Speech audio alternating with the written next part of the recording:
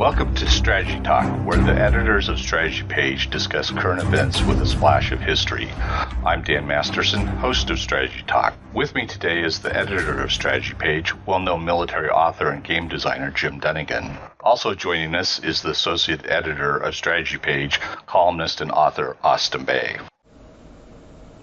Welcome, Jim and Austin. Israel and Iran have been mixing it up for a long time, but it's got to a new level, hasn't it, Jim? Yeah, Iran is desperate. Their best hope now is to get the new Democratic Party government in the United States to do what the previous Democratic government had done and was agree to lift sanctions. Now, the new American government is a little less willing to do that because they have all the evidence that occurred once the sanctions were imposed, and as a result of Israeli operations, not just in attacking the the Iranian nuclear weapons program, but also in getting all those documents out in 2018. Those documents were later authenticated. The Israelis basically allowed, any of the major Western allies and maybe a few Arab ones as well to take a look at them, and nobody came away saying, "Oh no, they're a big fake." They were pretty authentic. I mean, it was pretty convincing. The Iranians recently admitted, "Yeah, okay, they're real." It was kind of hard to deny that half a ton of documents, a lot of them on CD-ROM, which means there was, I don't know, a million or something like that, different documents, that the Israelis faked these, and a lot of other things. The same thing with the second recent attack on the Nahanz, the nuclear material enrichment facility, which is now according to the Iranians, it's out of action for 9 months, maybe longer. And they have a problem or a advantage in Iran in that, and we've written about this in Strategy Page, is there are and have been for some time two factions within the religious dictatorship government. Now, in the West, we tend to call one faction moderate and the other radical. But I think the Israelis do, and the Iranians do, call it two factions, nationalist and radical. Radical, of course, is the IRGC and the Quds Force. And the nationalists are basically people who have been around for a long time before some Americans decided, hey, these are the moderates. They're not moderate. They simply have a different strategy for rebuilding Iran. They want to concentrate on rebuilding the economy, because the thing that brought people out in the streets over the last 2 years and basically had the IRGC kill 2,000 Iranians and imprison many, many more, was the economic conditions. Iran had promised that things would get better economically after the 2015 treaty went into effect and sanctions were lifted. It didn't happen. Most Iranians knew why.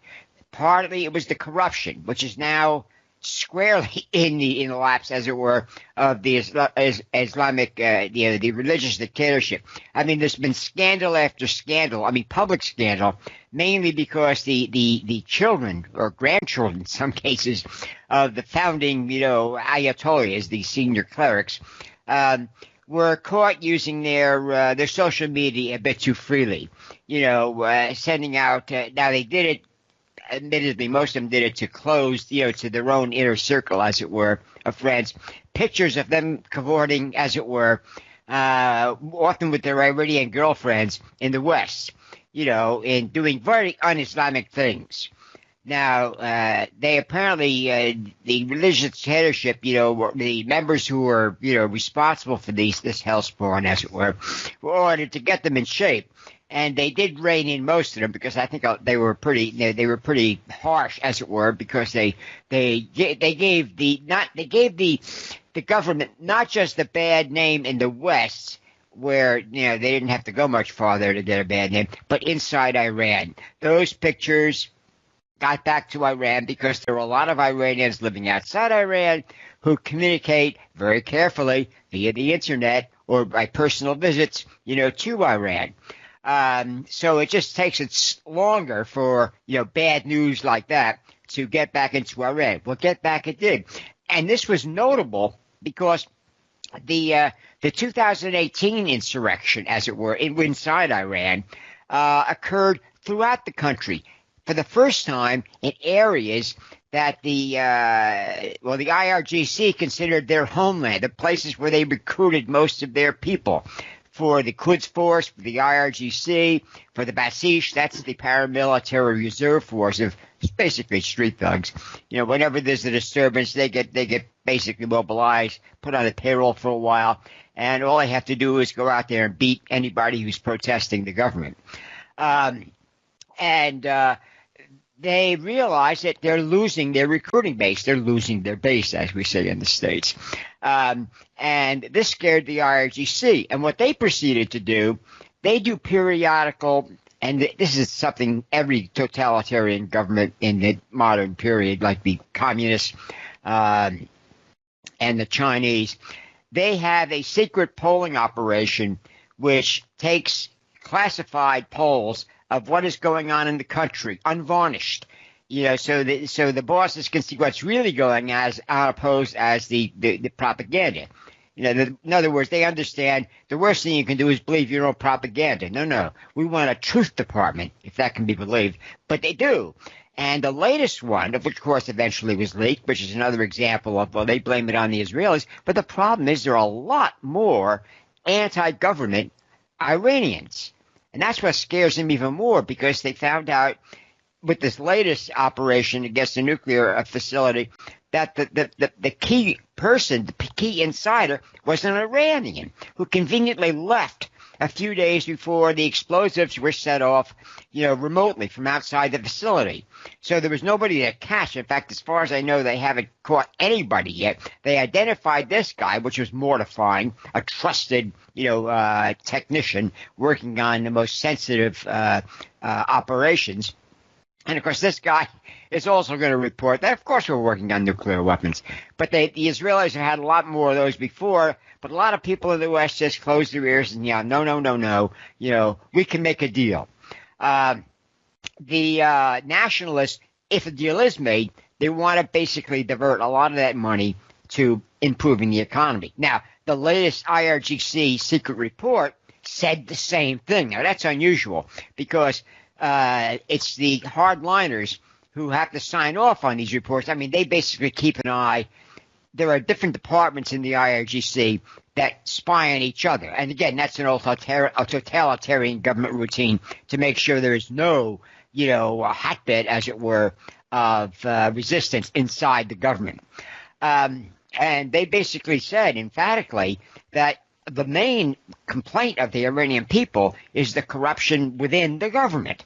They didn't name names because they'd have to name a lot of the families of the senior, the 12 ayatollahs on the Council of Guardians. These are the guys who can veto anything and are basically the Islamic dictatorship. But they also didn't want names coming out because a lot of them would be families of IRGC members, and some of those families have already been embarrassed because the kids, or in some cases the adults, have been publicly outed, as it were, for enriching themselves at the expense of the rest of Iran. So everybody recognizes the problem now. Only the nationalists are willing to stop the diversion of billions of dollars a year to the external wars, like the war against Israel, which is mainly the war in Syria.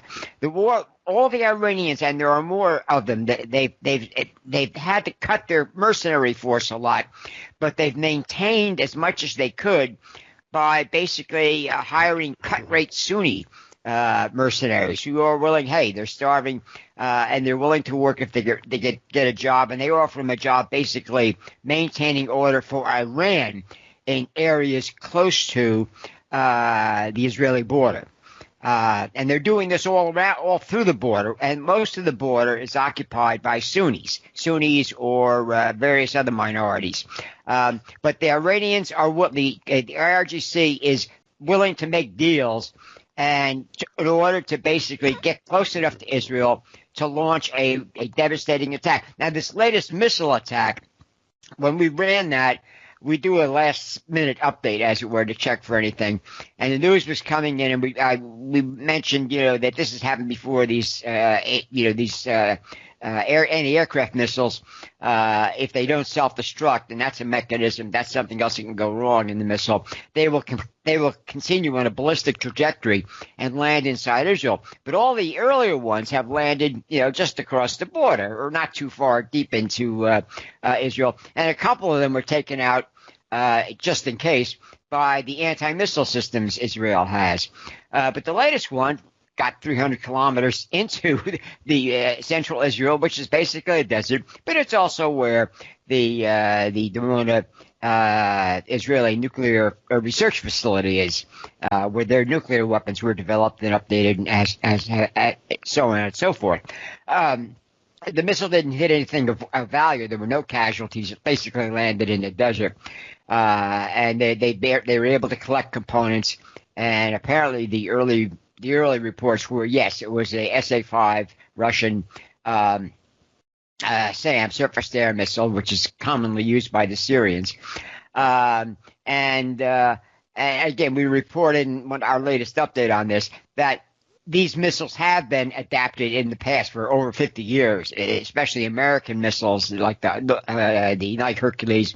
The U.S. Navy has its aircraft missiles also have a secondary role. It's only used in extremis because that makes it for a very expensive, guided missile.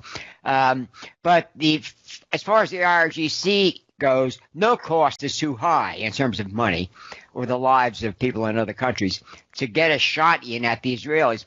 And so far, they've had this unbroken string of failures. And at the same time, the Israelis have a lot of successes, not just in destroying facilities, but in killing key people. And Soleimani, the head of the Quds, the veteran head of the Quds Force, which was killed over a year ago by an American missile, he was getting more publicity, which he didn't like, over the last year or so, because he turned out to be a key IRGC, leader. Not only was he a very good organizer and very good at handling, as it were, the branches, Hezbollah and the Iraqi Hezbollah he's trying to organize, but he also was a peacemaker inside the government, again, between the nationalists and the radicals. With him gone, it's falling apart. His successor is a blabbermouth. In addition to being incompetent, he goes to other Muslim countries and gives, interviews to the media. And one, I think last year, I forget the exact month, it was in Pakistan. He said, "Oh yeah, we're responsible for 18 attacks against the Israelis from Yemen." Now, you're not supposed to say that. Technically, Iran is, just giving them verbal support. Well, that's not true. And the Israelis just hit the Iranian spy ship in the Red Sea, which has been sitting there for, I think, 4 or 5 years now, allegedly keeping the place safe from pirates.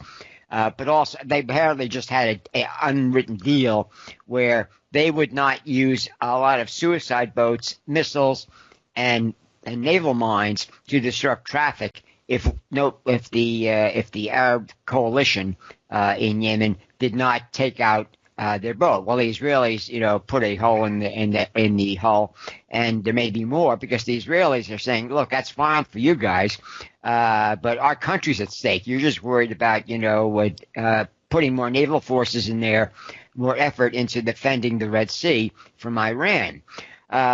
So, I mean, Israel and Saudi Arabia are not yet allies, and I think how to handle Yemen is one of the sticking points, among many others, that is preventing that.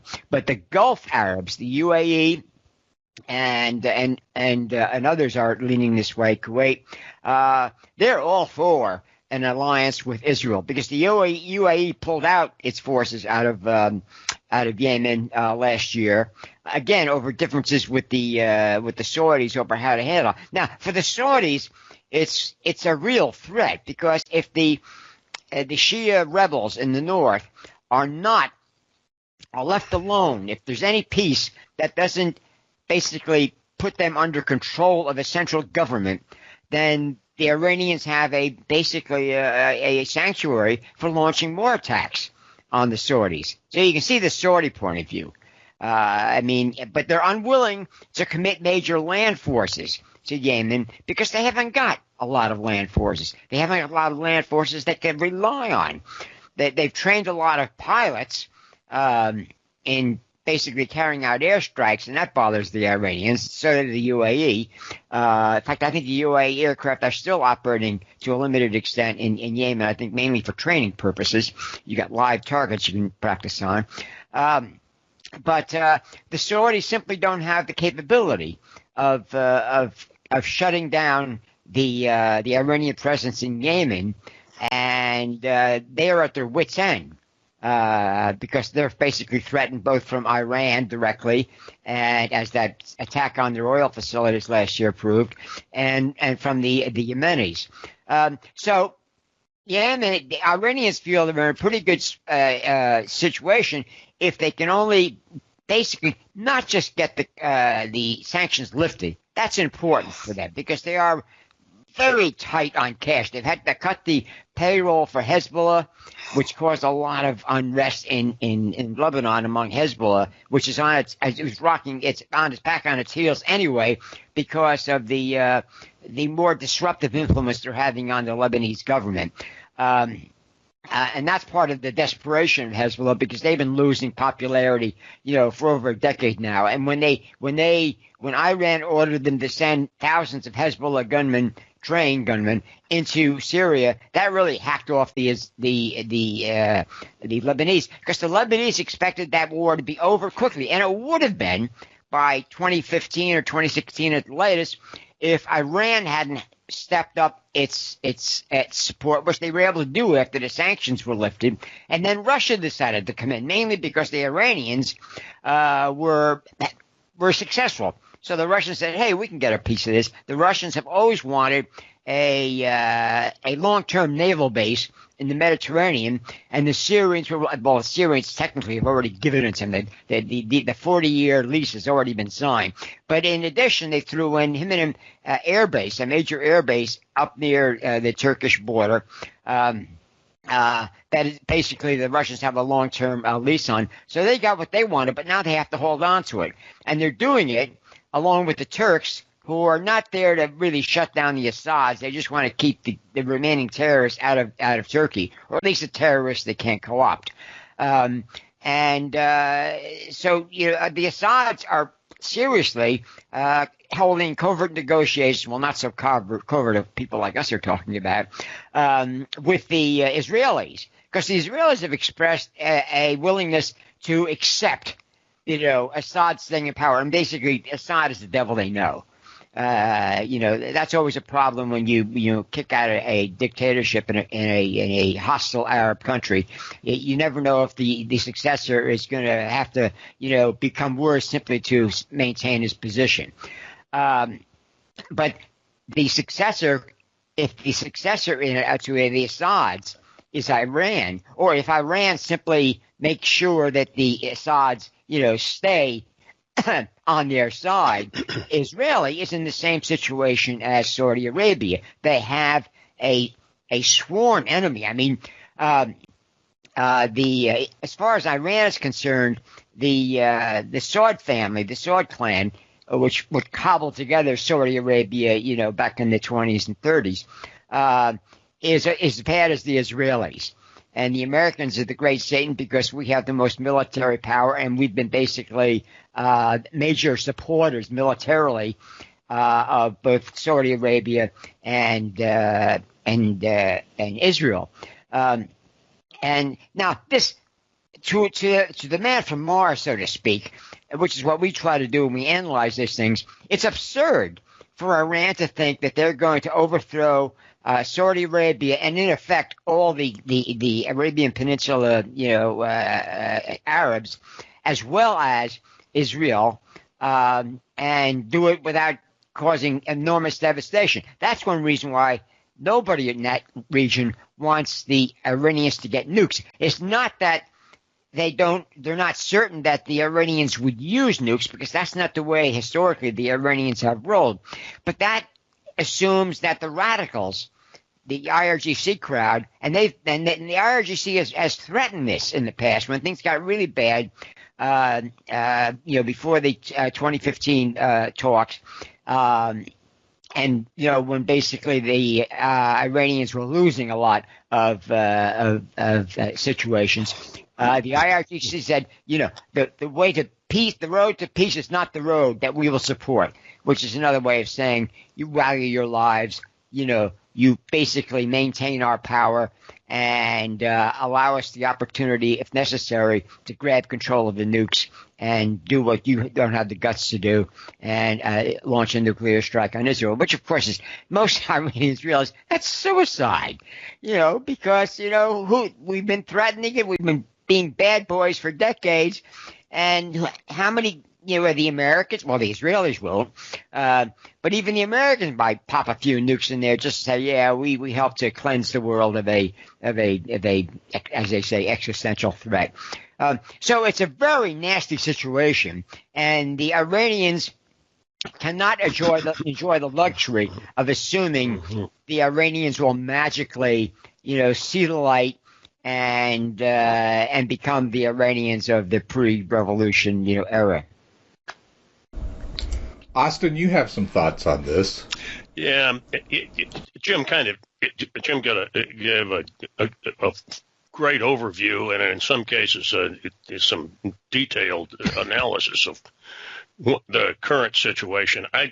I've said, this was what Iran has been up to, and really, Dan, it's somewhere between 18 and 30 different countries on the planet. Even though it's the locale is basically running from the Eastern Mediterranean to Pakistan and Afghanistan and north, but no, they've operations in South America and Africa as well, tangentially in a couple of places in southeastern Asia, and I can't leave out the Balkans and Europe, because Jim's written about this too, about the IRGC operatives in Europe capable of if not capable of carrying out terrorist attacks on their own, but promoting them among proxies, proxy forces or proxy actors. They could do it in the United States too. Theoretically, there was even about 3 weeks ago, I noticed on one of the defense sites on the web, someone mentioning it's the only place that I saw it, a Iranian threat to carry out a terrorist attacks in the United States. I mean, there was, I think, an Associated Press or Reuters release on that coming from, I think, attributed back to Tehran, but this article was talking about the capability of doing it, and depending on it would depend on a heck of a number of things for them to pull off a big successful attack in the U.S. But it's not really a gray area war anymore, Dan. It's a slow war between Iran and Israel, a hotter war between Iran and Saudi Arabia. If you look at Yemen as the hot box, Jim, let me back up and add something. Yemen is Saudi Arabia's back door, and that is the way the Saudis put it. They're vulnerable from to being undermined and attacked from Yemen, and like Jim said with Israel pays real attention to the Iranian controlled sectors on the Syria right up on their border, and Iran trying to encroach directly up to a position to launch a assault in Israel, missile attacks, and of course I think they'd carry out small-scale terrorist attacks on the ground if they could. Certainly they've done that somewhat from Gaza. I shouldn't leave Gaza out of this. But the Saudi Yemeni border, it's long, it's mountainous, it's really impossible for the Saudis to patrol. That's why they want to fight the Houthi rebels inside Yemen. And Iran keeps the Houthis alive to some degree. That you walk it back to the so-called, the JCPOA, Joint Comprehensive Plan of Action that the Obama administration came up with. American money kept Yemen going. I say kept it going. Some of it was also siphoned off to the corruption Jim spoke about and corrupt actors in the Iranian dictatorship. That's something that the Saudis were deeply concerned about, and so were the Israelis about the JCPOA. It really wasn't joint, and it certainly wasn't comprehensive, because a number of these Iranian nuclear development sites were not held up.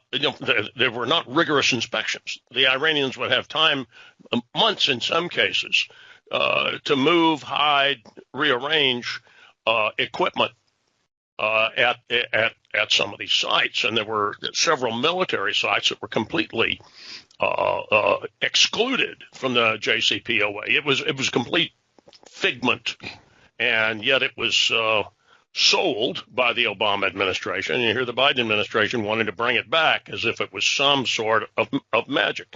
I think Jim's way of describing it is, we really don't want to hear about it. We don't really want to hear the truth of what's going on. That Israeli document theft that Jim referred to, the Israelis got into the document vault of the top secret Iranian nuclear program. It backs up everything I just said about the duplicity of the Iranian program and the willful blindness of the JCPOA. Now that's a diplomatic struggle, but it's worked out at the really tactical action level, where the Israelis saying we're going to have to defend ourselves. So Jim was talking about Natanz. Isn't that fellow's name Karimi? It doesn't matter his name. The technician that they've got. Yeah.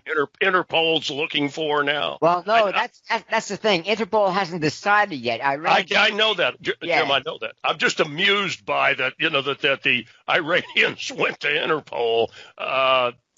Yeah, sure. I guess they use it, but this was a military sabotage and operation, and I guess they could call the guy a criminal because he happens to be Iranian. But Jim described the situation in Iran is that, and it's not too much of a gray area war in Iran anymore, and really hasn't been since I want to say December 2017, when the Iranians just started coming into the street in 5 of the major cities, and it filtered out even into the countryside, because they were so disgusted with corruption, as Jim mentioned, but also the decay of the economy. The money that they got out of the JCPOA went into the bank vaults of the crooked, and went into prosecute war in Syria and Yemen. And beginning in 2015, really, several Iranian cities have had severe water shortages because of infrastructure collapse. The water systems needed to be fixed and updated. There has been some effort on that. I mean, I've read enough of it in the last 6 years, but the Ayatollah regime just let that go because it wasn't building the global Islamic revolution. and the Iranian people could just suffer or get along, or in case of one of the towns that's on the Iraqi border, they started bringing in water from Iraq for several months. Just across the border, the Iraqis had plenty of water, and drinkable water. So you've got that component, the economic and the knowledge that is pervasive in Iran that this revolution from 1979 and 1880 is thoroughly corrupt and thoroughly failed. And it's held together, as Jim pointed out, by internal repression. Everybody knows about it.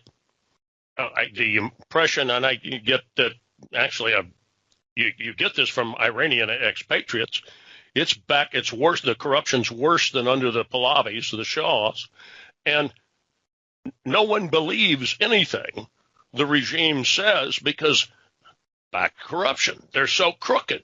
Everyone knows that the money's been siphoned off. Everyone knows that they've created their own cadre. Their kids are now, the girls and boys are all princelings from the robe dictators and the senior members of the Revolutionary Guards and Al-Quds forces.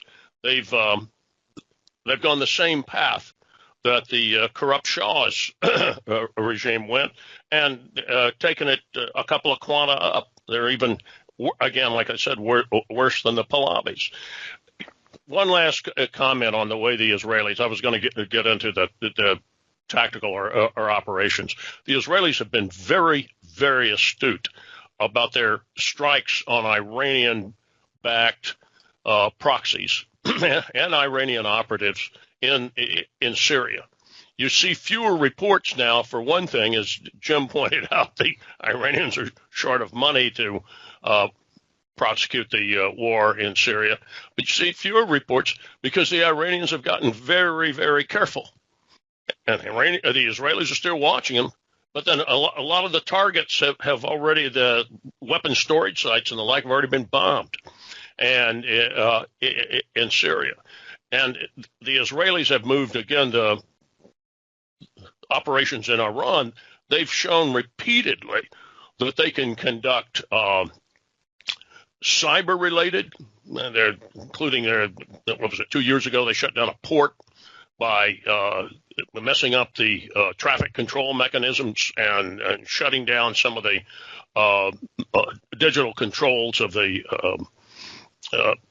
equipment loading and offloading ships. Only lasted a couple of days, but it was traced to a very astute cyber hack, and the Israelis are the ones who did it. We know about Stuxnet, which slowed down centrifuges and essentially burned them out. And then Natanz, sophisticated attack, as far as we can tell, combining cyber as well as explosives. And then Jim mentioned the assassination of key nuclear program scientists. There was a spectacular one last year that involved a robotic automatic cannon, essentially, that was, or a heavy machine gun that was hidden on a vehicle, and it was launched. That attack was launched remotely. The Iranian government hasn't been able to stop them, and the message to the Iranian people is the Israelis can attack at will. It's not that easy. It's not at will, but they can, if they want to, they can launch a pinpoint assassination attack using remote and robotic means.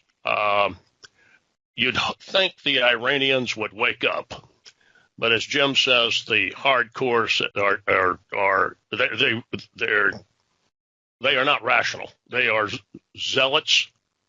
They're not going to be dealt with diplomatically. You're not going to reach a comprehensive agreement with them because their only source of income is radical power within in Iran. That's all they've got, and that's what they want to get their hand on, a nuclear weapon. And then I can threaten everyone. So I'll leave it at that, Dan. So, Jim, what's the end game in this? Is there an Well, yeah, the Iranian people have to change their government. Now, that's the way Iran has been changing its governments, its rulers, as dynasties for thousands of years.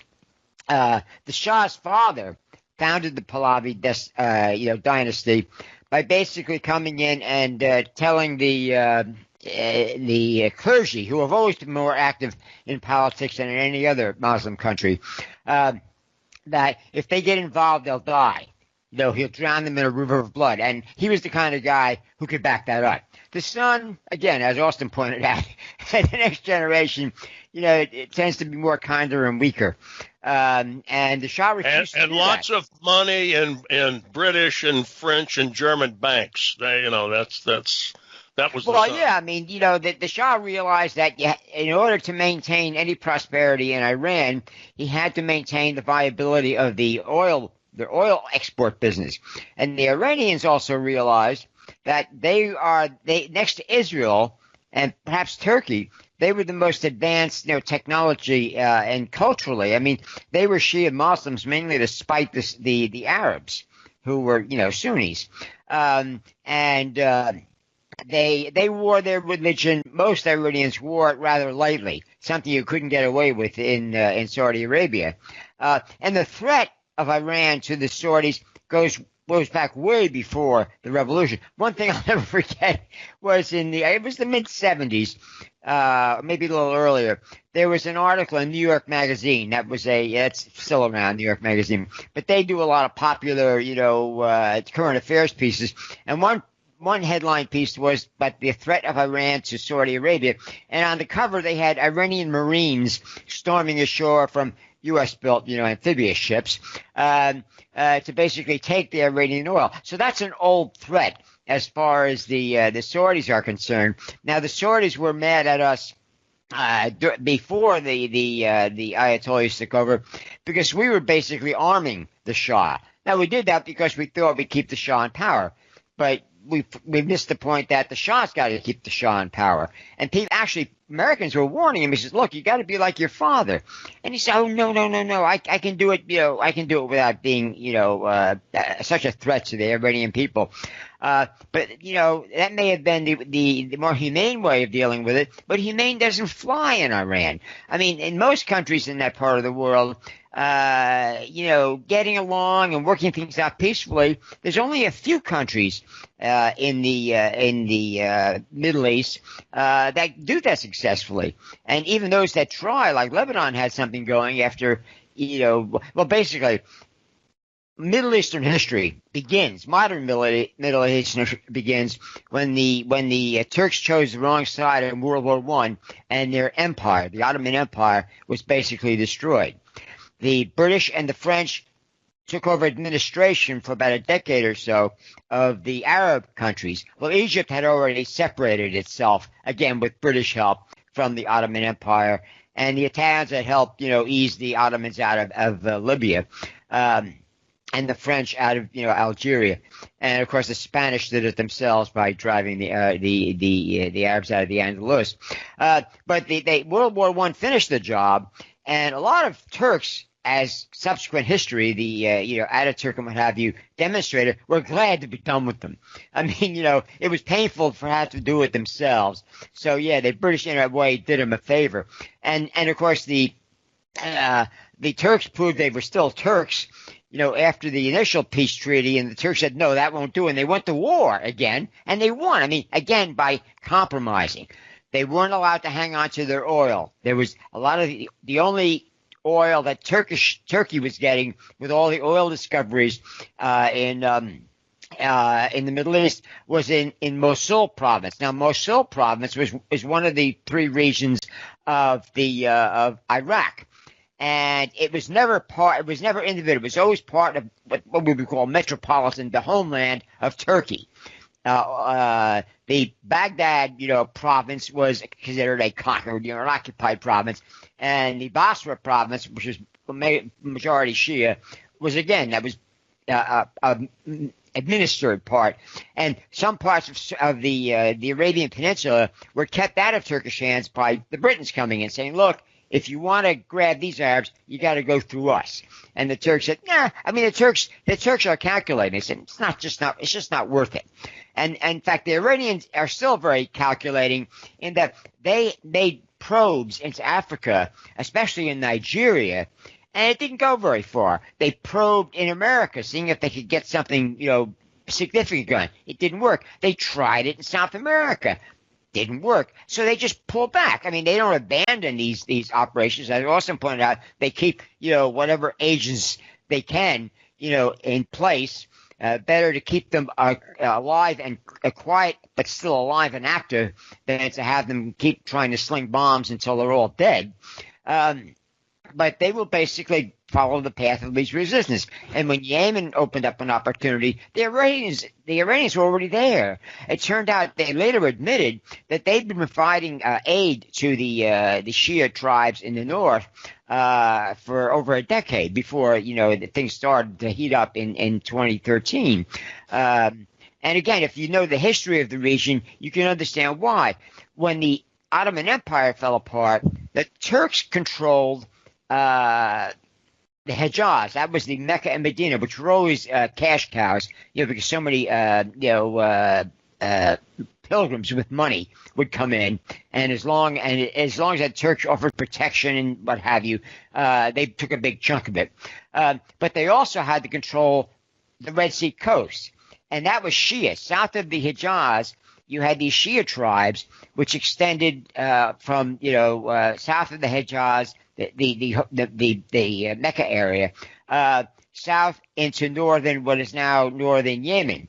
Now, after the war, the British took control of about 1/3 of those tribes, incorporated them into their two Yemens, as it were. There were two Yemens when the British left, and they later had a civil war and sort of made it one Yemen, which is one of the foundations of the current civil war. But anyway, the Saudis got the rest, and the Saudis did what they did with all the hostile tribes.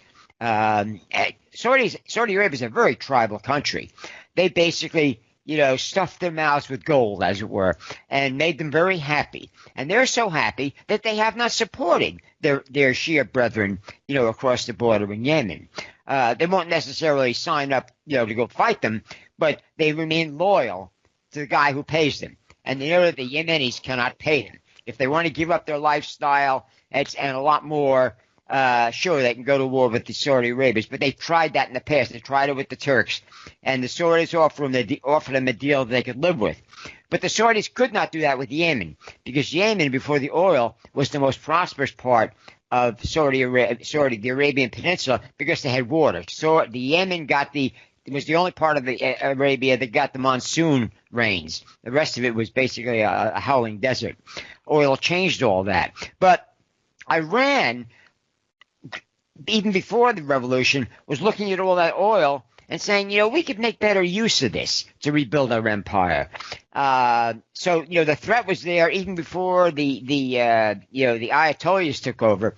And the Ayatollahs don't want to give it up, because basically, if they do, the IRGC's secret reports, as it were, opinion surveys have shown, and actually earlier ones have leaked out and shown that a majority of Iranians don't want to be Shia Muslims or Muslims at all anymore. A lot of them are quietly converting to Christianity, which is dangerous, to the old religion, Rastafarianism, the fire god, which they still practice a lot of those customs as cultural, Iranian cultural artifacts. And the Ayatollahs try to stamp it out, but they've had it. No. Again, they'll push it as far as they can, and if there's too much pushback, they'll say, all right, we can live with these cultural, festivities. But a lot of Iranians are saying, this Arab religion has done nothing but harm for Iran. And that's been percolating within Iran for a long time, converting to Shia, which was done by force, of course, like most big changes in Iran. was acceptable to a lot of Iranians. The hardcore Sunni Muslims died. Again, another characteristic of Iranian politics. But they said, it differentiates from the Arabs, who they always look down upon. It's the Beverly Hillbillies. They're only powerful now because they have all that money and they're able to buy support, from the West, et cetera, et cetera. And that attitude is what scares the Arabs. They know it hasn't changed. They know that the Iranians still look down. And every time the Iranians outsmart them, they get reminded. Like several attacks, the one, was it 2 years ago, allegedly from Yemen, but, the UN inspectors are called in as a neutral body, and they basically verified what the Saudis said. Some of these missiles didn't have the range to come all the way from Yemen. Jim, you're talking about the strike on the big Saudi production facility. It was absolutely clear that some of those drones came from Iran as well for that attack. Well, the whole thing came from Iran because I think we had satellite radar images. Yeah, that's right. Which we archived, and we said, no, here it shows there's something coming in, and we tracked them. And what the Iranians did was they examined the radar coverage of the Iranian air defenses and their anti-missile systems, and they basically left a blind spot. If you came in low and slow, you would not be detected. Now, they've since changed that. I don't know how much help they're getting from Israel or the United States. A lot of it they're probably getting from Israel via the United States. And they'll nudge, wink, wink, and they'll say, oh, fine, we got it from the Americans, as long as you take all the Hebrew labels off. And the Israelis are fine with that because the Americans pay for it. And everybody's happy except for the Iranians. But the fact is, the Saudis were warned before that what the Iranians could do. And they said, oh no, they just, they never miss an opportunity to miss an opportunity. Now this is something they're trying to get out of, and what have you. But again, cultural characteristics cannot be ignored. Culture can be changed. I mean, for example, the least corrupt country in the Middle East is not Israel. They're second. The first is the United Arab Republics.